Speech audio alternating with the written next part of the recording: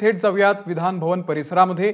सध्या रोहित पवार बोलतात। मग आरोप ज्यांनी केले त्यांच्याबरोबरच जर आपण जाऊन बसत असू तर मग त्याचा अर्थ काय निघतो? खरं तर जे लोक खोटा आरोप करतात त्यांच्या विरोधात ताकदीने लढण्याची आज जरूरत आहे। लोकांच्या बाजूने लढणारे लोक आज त्या ठिकाणी पाहिजे। दादा भाजप बरोबरच गेले आणि अशाच नेत्यांबरोबर गेले ज्यांनी खोटा त्यांच्यावर आरोप केला।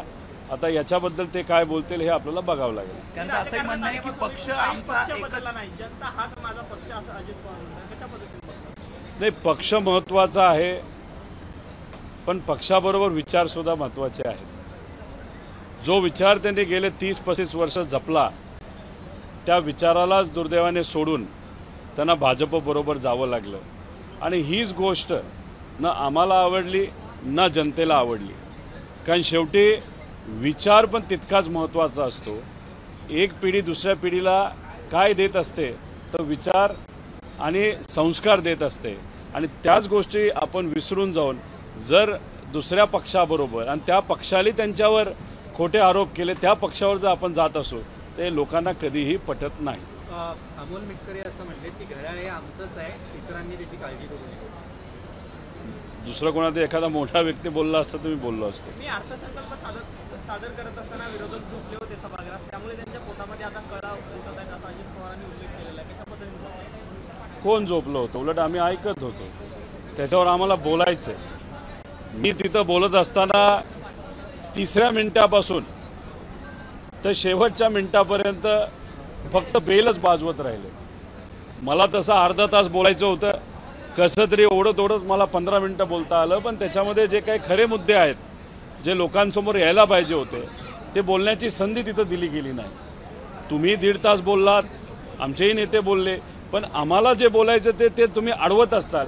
त्याचा अर्थ आम्ही जे बोलत आहोत ते तुमच्या पोटाला कुठेतरी दुखतंय असं आपल्याला म्हणावं लागेल। आजच्या व्हिडिओमध्ये अजित पवारांनी असं म्हटलंय पुणे पिंपरी चिंचवड या तालुक्याचा विकास कोण केला असा अजित पवारांनी उल्लेख केलेला आहे। पिंपरी चिंचवडमध्ये जो विकास झाला त्याला निधी जर कुणी दिला असेल तर आदरणीय पवारसाहेब जेव्हा कृषी मंत्री होते तेव्हा त्यांनी पुणे शहरासाठी त्याच्याचबरोबर पिंपरी चिंचवडसाठी आणि महाराष्ट्रासाठी सुद्धा मोठा निधी आणला होता। तो निधी कसा वापरावा अजितदादांवर विश्वास दाखवत पवारसाहेबांनी ती जबाबदारी अजितदादांवर दिली होती। म्हणजे निधी दिला कोणी तर पवारसाहेबांनी, त्यामुळे त्या विकासामध्ये खऱ्या अर्थाने मोठा वाटा हा पवारसाहेबांचा सुद्धा येतो। आता जेव्हा काल परवा बजेट अजितदादांनी मांडलं तेव्हा त्यांनी जानाई शिरसाई आणि पुरंदर उपसा योजनेबद्दल ते बोलले आणि आत्ता त्यांनी फंड दिला। 10वं ते तिथं बजेट मांडत असताना आत्ता त्यांनी फंड दिला। ती योजना आदरणीय पवार साहेबांनी आणली, या तिन्ही योजना, आणि त्याचा लाभ लोकांना झाला। पण त्याच्यामध्ये विस्तार आणि काही सोलारची जरूरत होती तर दादांना ताकद देऊन सुद्धा आणि दादा तिथलं प्रतिनिधित्व करत असताना सुद्धा लोकसभेमध्ये जो निकाल लागला त्या निकालाकडे बघून जसं सरकार घाबरलं तसं काही प्रमाणात दादांना सुद्धा चिंता वाटली असेल। म्हणून 10व्या अर्थसंकल्प दाखवत असताना 42 गावांना महत्त्वपूर्ण असणारी जी योजना आहे जानाई शिरसाई आणि पुरंदर उपसा योजना त्याला आत्ता निधी दादांना द्यावा लागला। तसंच जर आपण गडकरी साहेब जे नागपूरमध्ये उभे होते, फडणवीस साहेबांच्या मतदारसंघामध्ये गेल्या वेळेस 60,000ची लीड होती, आता 30,000ला आली, आणि श्रीकांत शिंदे साहेब जिथं उभे होते त्यांची लीड 40% कमी झाली, आणि महाराष्ट्रामध्ये जो निकाल लागला ह्या सगळ्याकडे बघत सरकार घाबरलं आणि सरकार घाबरलं म्हणून त्यांना अशा पद्धतीच्या योजना ह्या आणाव्या लागल्या। त्यामुळे खऱ्या अर्थाने या बजेटचं श्रेय जर कोणाला जायचं असेल तर महाराष्ट्राच्या स्वाभिमानी जनतेला जाईल। पैसा गुंडागर्दी बाजूला ठेवून त्यांनी विचाराला निवडलं आणि हे सरकार घाबरलंय म्हणून अशा योजना त्यांना तिथं आणायला लागल्या। पण या योजनेमध्ये सुद्धा त्रुटी आहेत, त्या खऱ्या अर्थाने बदलाव्या, नाहीतर त्याच्यामध्ये बदल येत्या काळामध्ये करावे लागतील। आणि जेव्हा आमचं नाहीतर महाविकास आघाडीचं सरकार येईल याच्यामध्ये खूप मोठ्या प्रमाणात वाढ सुद्धा आपल्याला करावी लागेल आणि काही गोष्टी अटीतटी सुद्धा आपल्याला काढाव्या लागतील। पण त्या 2024ला महाविकास आघाडी सरकारच्या काळामध्ये आम्ही नक्कीच त्याच्यामध्ये सुधार करू असा विश्वास सुद्धा या ठिकाणी कार्यकर्ता म्हणून व्यक्त करू। राम शिंदे बोलत आहेत की MIDC आणलं नाही याचं कुठेतरी तुमचं अपयश आहे ते तुम्ही झाकण्याचा प्रयत्न करताय. वन विभागाच्या त्या जागा नाही आहेत असं त्यांचं नाव आहे. असं कोण म्हणलं? राम शिंदे. जेव्हा केव्हा मी बोललोय, मी पुराव्यासकट बोललोय. राम शिंदेंना जर धाडस असेल, हिम्मत असेल, सगळे कागदपत्र त्यांनी पुढे आणावेत. आत्ता कुठेतरी 2 ड्रोन सर्वे सुरू झाला आहे. आता माझ्याकडे सगळे कागदपत्र आहेत. माझं एकच मत आहे, 2 MIDC होत असतील तर होऊन द्या. एक तुमची MIDC फॉरेस्टची MIDC असेल, तिथं आपण झाडं लावू, आणि एक MIDC आम्ही जी पुढे आणत आहोत त्याच्यामध्ये आपण इंडस्ट्री आणू. एका बाजूला झाडं लावल्यामुळे पाऊस तर पडेल, आणि दुसऱ्या बाजूला आम्ही जी MIDC आणतो त्यामुळे गरिबाला, मुलांना, मुलींना तिथं नोकरी मिळेल. त्यामुळे याच्यामध्ये दुजाभाव का करता? तुम्ही आणा, दोन्ही येऊ द्या, काय प्रॉब्लेम आहे? अजितदादांनी आजच्या व्हिडिओत असं म्हटलंय की इतर जे आहेत ते राजकारण करणारे आहेत, मी काम करणारा तुमचा दादा आहे असं म्हटलं. आता त्याच्यावर आपण काय बोलणार? जेव्हा तुम्ही विचार सोडून BJP बरोबर जाता, ती तुमची राजकीय भूमिका असते.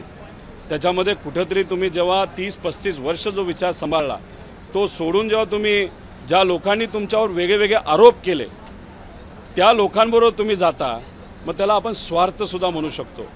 त्यामुळे हे स्वार्थी राजकारण हे लोकांना कधीही पटत नाही, असं लोकांनाही वाटतं आणि आम्हालाही वाटतं. त्यांनी म्हटले की मी अनेक योजना आणल्या, पण मला आता शिव्या शाप दिला जातोय.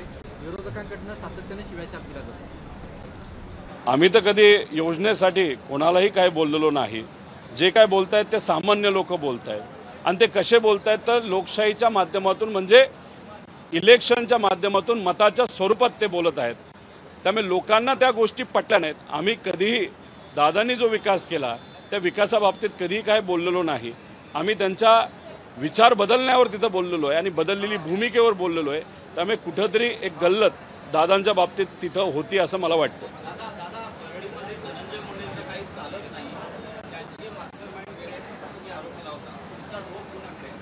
वाल्मिकी कराड म्हणून नावाचा एक त्यांचा कार्यकर्ता आहे. धनंजय मुंडे साहेब हे मोठे नेते आहेत, पंकजाताई मोठ्या नेत्या आहेत.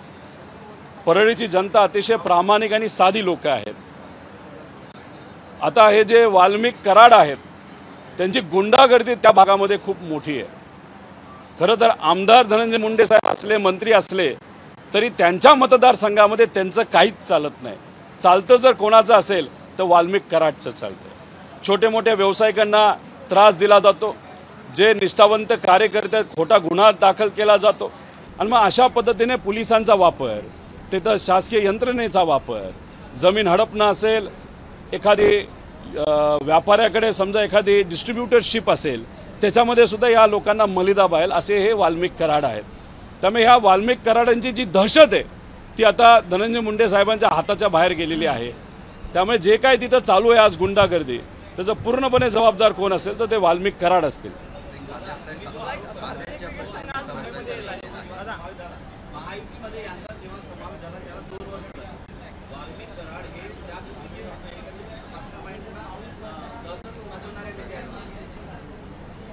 सुरुवातीपासून त्यांची भूमिका नाहीतर त्यांच्याबद्दलचं एक जे वातावरण आहे ते तशाच पद्धतीचं आहे. पण गेल्या काही महिन्यांमध्ये, वर्षांमध्ये जर आपण बघितलं तर त्यांचं वलय त्या भागामध्ये जरा जास्तच वाढलेलं आहे. माझं काही त्यांच्याबद्दल काही म्हणणं नाही, पण ज्या पद्धतीने ते वागतात आणि सामान्य लोकांना अडचणीत आणतात, तर मग ही गोष्ट न तिथल्या लोकांना पसंत आहे ना आम्हाला पसंत आहे.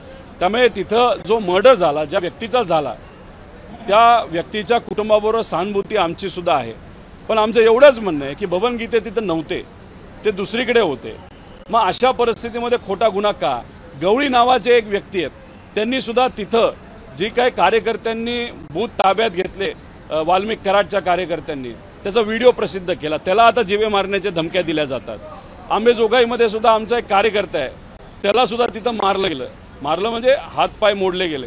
तर हे जे काय चाललंय ना, हे काय आपण महाराष्ट्रात आहोत, आपण दुसऱ्या कुठल्या इतर राज्यामध्ये नाही. त्यामुळे ही परिस्थिती या विधानसभेला, येणाऱ्या विधानसभेला लोकांनी मिळून तिथं संपवावी लागेल. नवाब मलिक हे अजितदादांच्या एका बैठकीमध्ये आपल्याला काल परवा पाहायला मिळालेले होते. नेमके नवाब मलिक कोणासोबत आहे असा प्रश्न निर्माण तर होतच आहे. मात्र नवाब मलिक हे बैठकीत जात असल्यामुळे देवेंद्र फडणवीस यांनी अनेक आरोप त्यांच्यावर केले होते. याकडे कसं बघता? नाही, मग देवेंद्र फडणवीस साहेबांच्या भूमिकेवर आपल्याला बघावं लागेल. नागपूरमध्ये त्यांनी वेगळी भूमिका घेतली होती, पत्र लिहिलं होतं असं आम्हाला कळतंय आणि आता ते काहीच बोलत नाहीत. त्यामुळे या महाराष्ट्रामध्ये हे जे महायुतीचे राज्यकर्ते आहेत ते कधी कुठली कशी भूमिका घेतील हेच कोणाला त्या ठिकाणी माहीत नाही.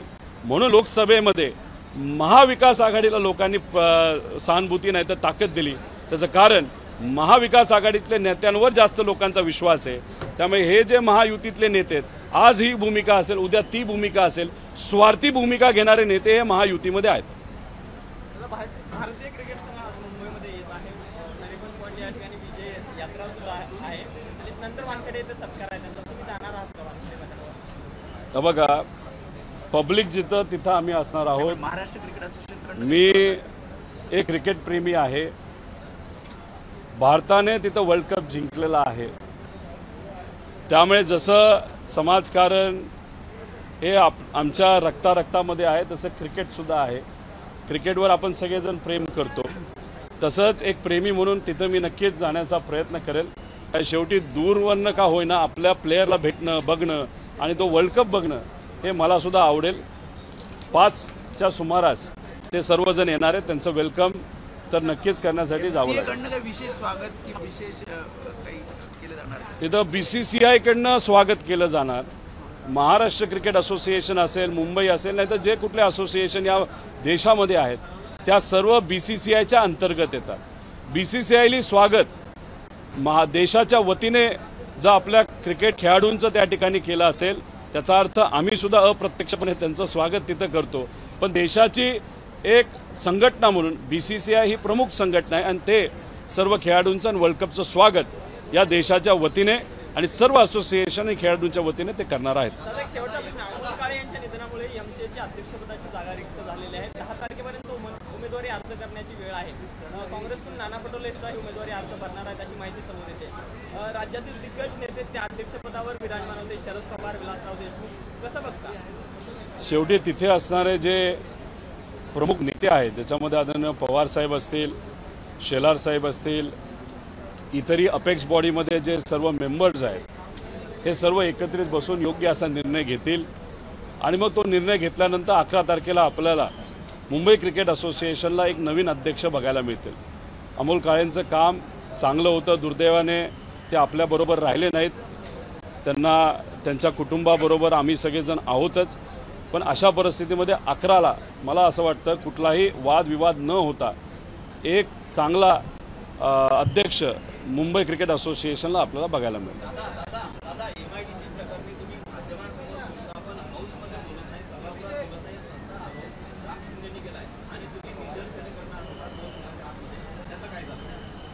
ते MLC आहेत.